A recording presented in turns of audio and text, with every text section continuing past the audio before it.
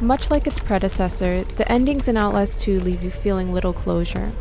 You never find out how the story of Blake and Jessica ties into the events that take place in the village, and Jessica's suicide remains to be a tad bit suspicious.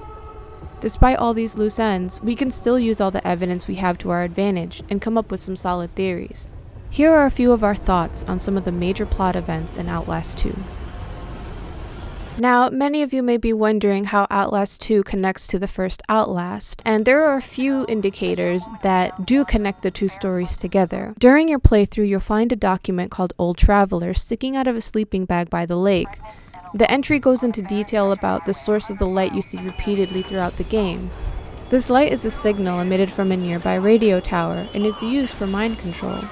In the same document, Jenny Rowland, also known as Jennifer Rowland, the pathologist from Mount Massive Asylum, is mentioned. This reveals that the device is made by the Murkoff Corporation, the very same company behind the MKUltra program that ravaged Mount Massive Asylum. Near the end of the game, you'll witness your wife Lynn give birth to a baby. The entire time she makes concerning comments about how it doesn't feel right and how unnaturally painful it is. Once she's delivered the newborn, she says the words, "There's nothing there," right before she dies. This stirs up a lot of questions, with the biggest one being, did she really give birth, or is this all a figment of your imagination?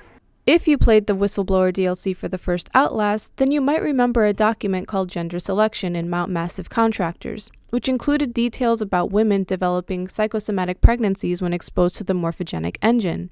These phantom pregnancies would result in miscarriage and death. Sound familiar?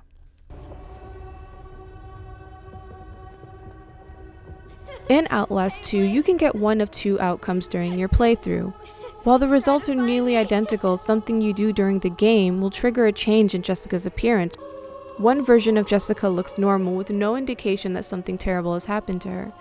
The other version has a harsh rope mark around her neck with a pale blue hue to her skin. We're still unsure of how to achieve these variations, but we're sure it'll give us insight to what really happened to her that day when you left her with Father Ludermilch at school.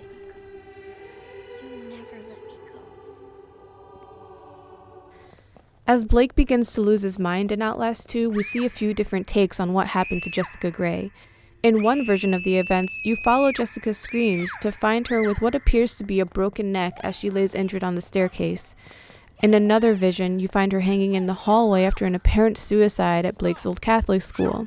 Either way, it seems as though there is strong evidence against her taking her own life. Most signs point to her murder at the hands of Father Ludermilch.